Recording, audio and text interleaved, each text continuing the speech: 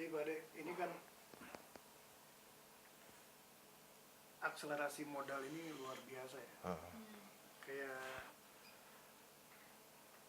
hutan dikonversi jadi hutan tanaman industri ya.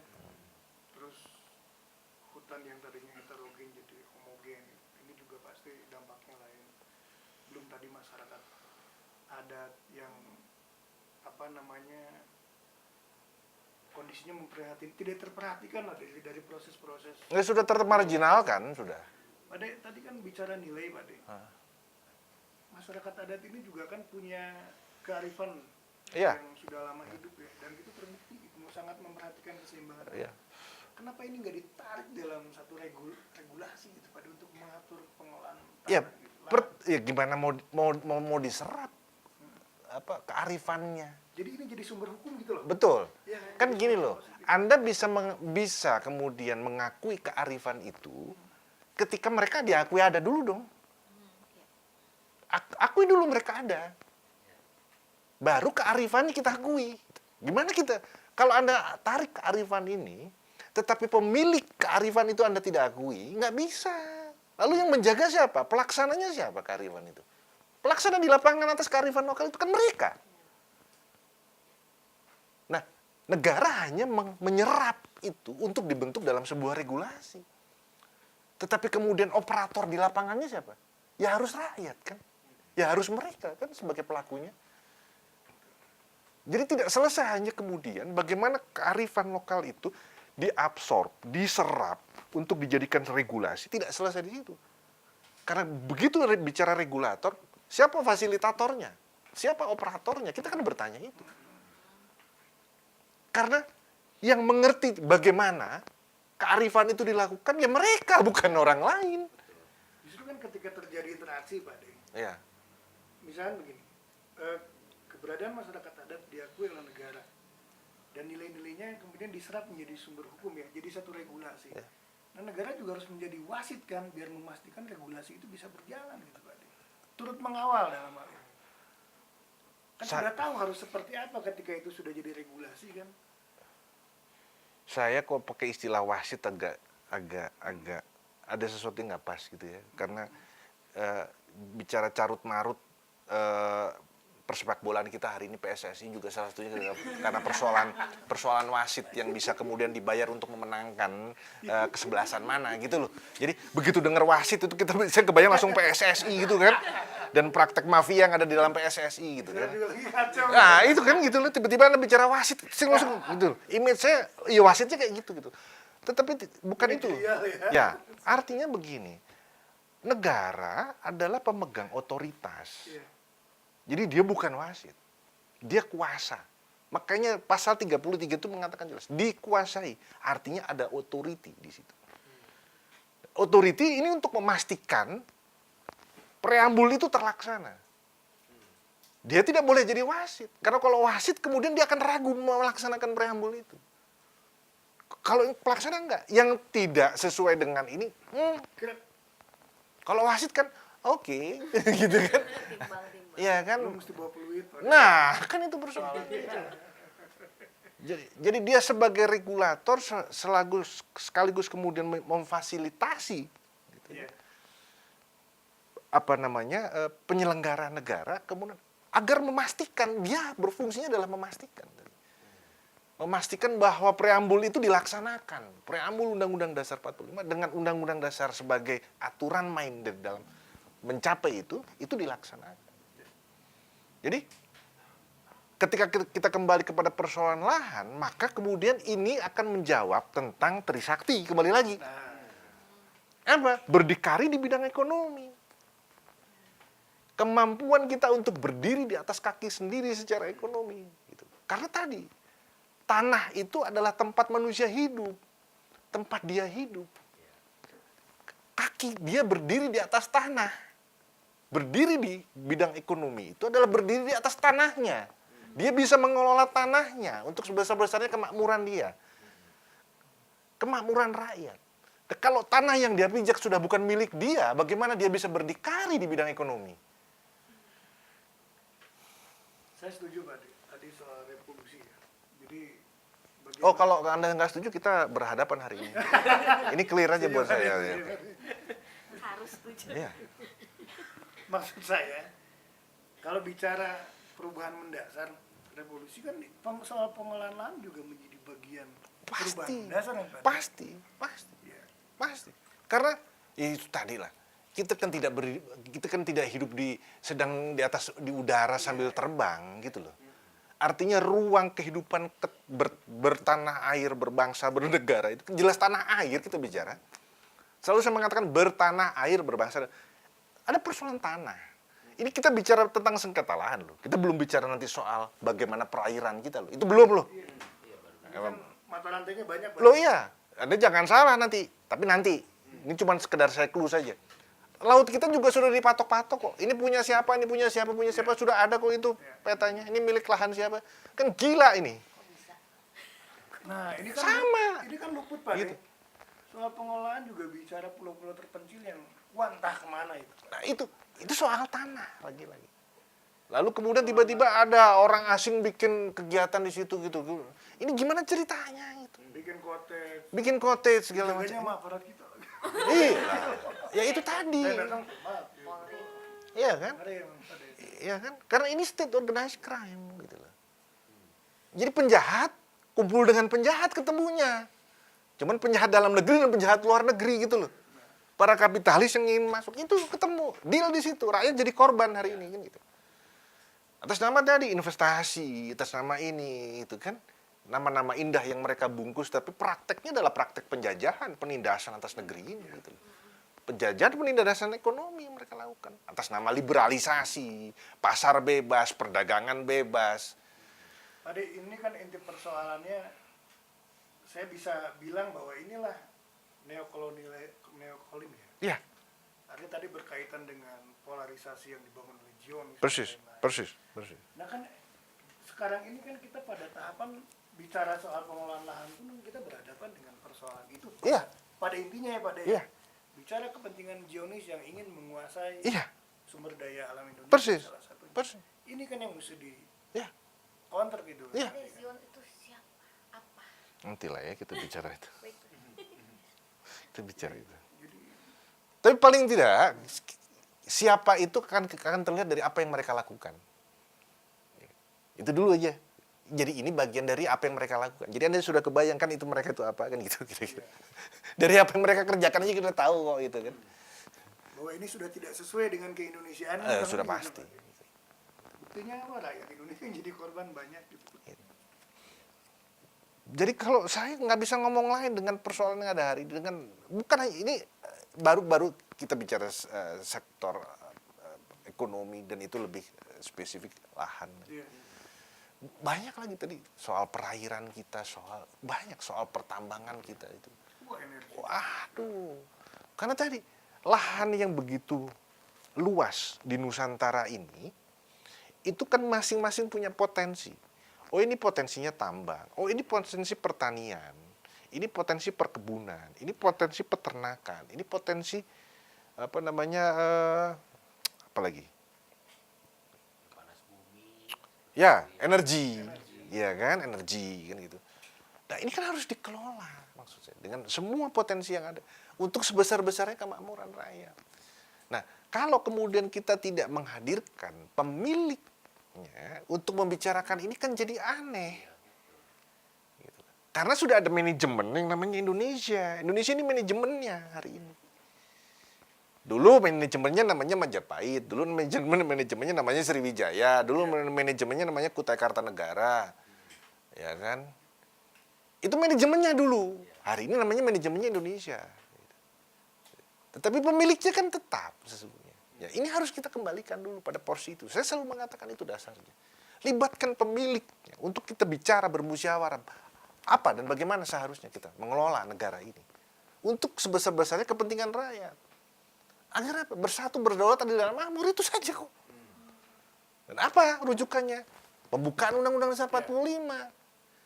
Jadi lagi-lagi saya ngomong nggak usah ngarang-ngarang nawacita segala macem gitu loh. Normnya itu. Lah ngapain? Sudah ada kok pembukaan kok Undang-Undang Dasar 45 bikin ngarang-ngarang nawacita. pengen lebih kelihatan pinter apa? Jadi nampak bodohnya udah ada preambul bikin nawacita kan, jadi kelihatan bodoh. Dia nggak baca preambul apa kan gitu. Tadi sebesar-besarnya kemakmuran rakyat itu kita bisa ngelihatnya gimana? Ini ya, realisasinya, Nantinya atau prosesnya? ukurannya. Ukurannya, untuk saya sederhana. Kalau Anda membaca, melihat, atau mengamati diskusi yang lalu tentang Pancasila, saya akan membongkar tentang sila-sila itu dalam perspektif apa yang disampaikan oleh Soekarno di dalam sidang BPUPKI. Maka clear waktu itu saya mengatakan, Soekarno mengatakan tentang kesejahteraan. Jadi kebangsaan, perikemanusiaan, lalu musyawarah, atau mufakat, kesejahteraan, baru ketuhanan. Jadi bicara ukurannya adalah kesejahteraan. Nah, apa itu sejahtera? Sederhana, terpenuhi kebutuhannya sandang, pangan, papan, pendidikan, kesehatan. Itu terpenuhi, itu sudah sejahtera namanya. Lebih dari itu, ya kita makmur lah. Itu makmur namanya, lebih dari itu. Jadi targetnya nggak usah makmur dulu, sejahtera dulu hari ini itu. Setelah sejahtera baru kita menjadi makmur.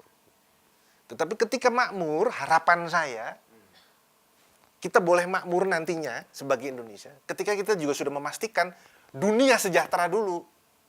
Dunia. Iya dong. Kita ini sudah sejahtera nih, tapi kan belum tentu dunia sejahtera. Nah, kita mau makmur, stop dulu, entar dulu, belum pantas. Tetangga lo, negara lain, sudah sejahtera. Ketika itu sudah sejahtera, baru boleh dong kita makmur. Karena kembali peri kemanusiaan. Iya.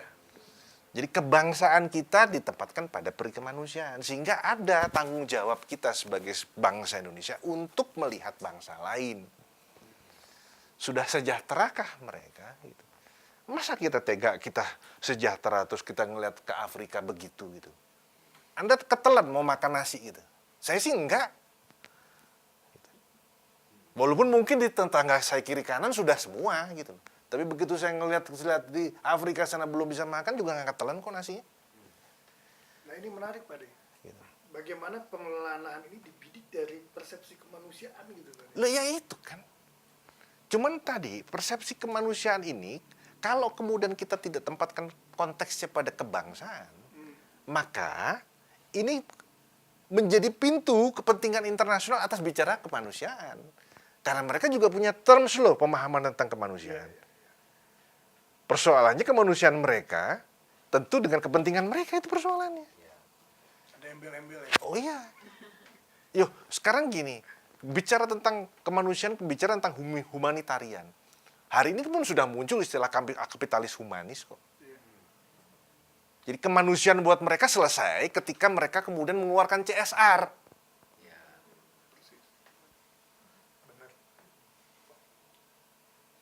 Kan gue udah ngeluarin CSR. Asal udah memberi sesuatu meskipun jumlahnya sedikit. Dan kemana larinya, siapa yang menggunakan dan bagaimana, nggak penting.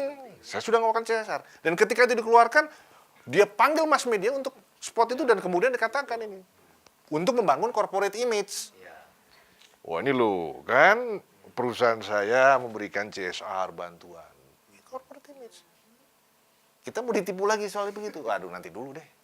Jadi hati-hati dengan perikemanusiaan tadi kalau kita tidak kemudian menempatkan dalam konteks kebangsaan. Dengan ukuran-ukuran kemanusiaan yang sudah kita punya di dalam peradaban yang sudah kita bangun. Dari masa lalu hingga hari ini. Jadi buat saya sederhana.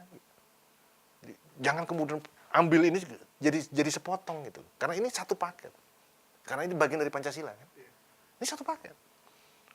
Bicara perkemanusiaan kaitkan dengan kebangsaan, karena bicara lokal, kemanusiaan dalam konteks universal. Lalu juga kemudian diangkat ke atas kemanusiaan itu, kalau tadi kemanusiaan diterjemahkan ke bawah dalam konteks kebangsaan, diangkat ke atas dalam pendekatan apa? Ketuhanan. Jadi clear. Kalau perkemanusiaan mereka atas dasar ketuhanan, enggak. Kalau enggak ya nanti dulu. Kita boleh ngomong seolah-olah sama perkemanusiaan. Tapi dasarnya ketuhanan enggak. Karena seringkali mereka standar ganda.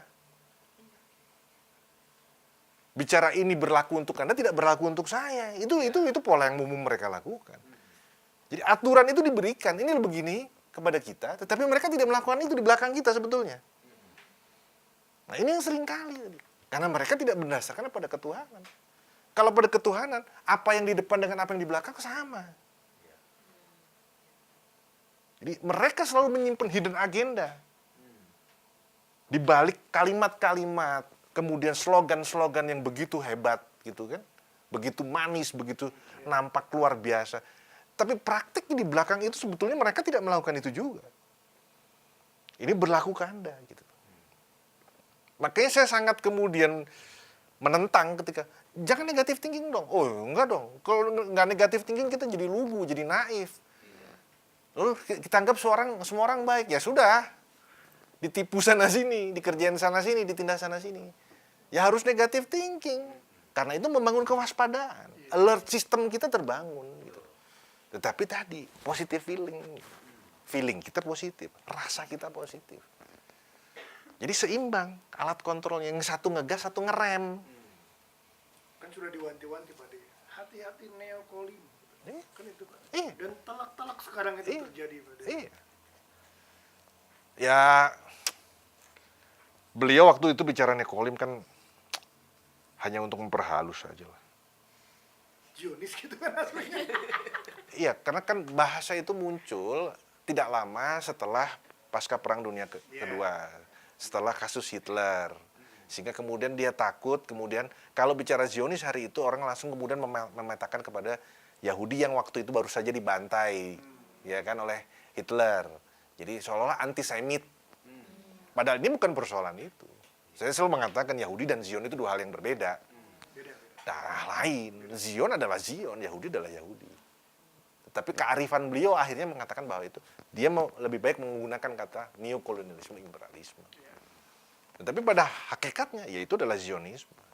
Kembali pada protokol Zion, baca itu 24 protokol. Itu jelas kok. Dan itu yang sekarang hari ini berlangsung di dunia itu. Gitu. Dan itu yang juga bekerja di hari ini di Indonesia. Termasuk yang itu Pak De, yang Rockefeller file itu ya. Iya. Jadi termasuk kemudian kita melihat memotret dalam skala kecil, kita zooming kepada sengketa lahan yang terjadi kita bicara ini, pasti di dalam agenda besar itu.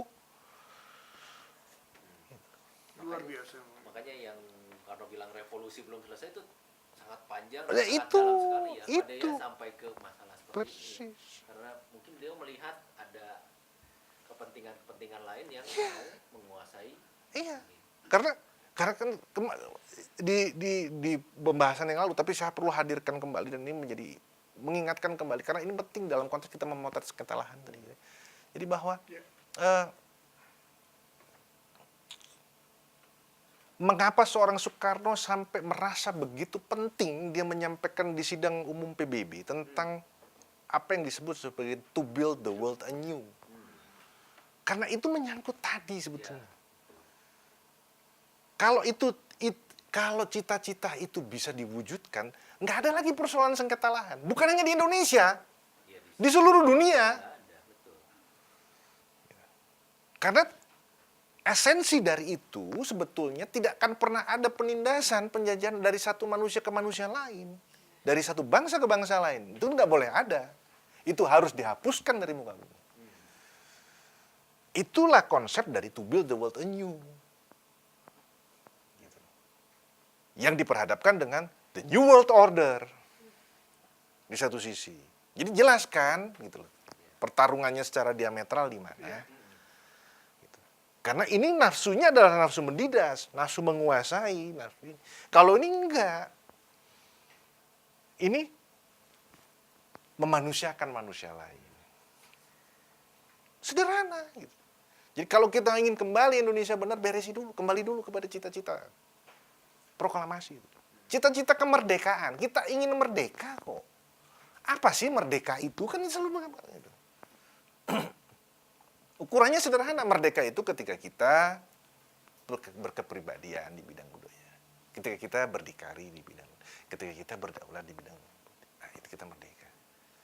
Lalu tadi Pancasila digunakan sebagai nilai. Sehingga kita mendapatkan satu masyarakat yang bersatu, berdaulat, adil, dan makmur. Clear. Sebenarnya agak simpel ya Ya memang gampang sekali. Gampang sekali. Serumet yang Enggak. Mumet gitu kan. Enggak. Karena kan di sini sekarang ini kan Mumet tuh mungkin karena terlalu kompleks jadi waduh. Itu Loh, bulit gitu. bukan itu masalah. Hari ini kan ada satu istilah tuh. Iya. Bisa dibuat rumit, kenapa harusnya? Itu. Cerdas pada Itu. Kalau bisa dibuat susah ngapain dipermudah gitu. selalu berhubungan dengan birokrat ya.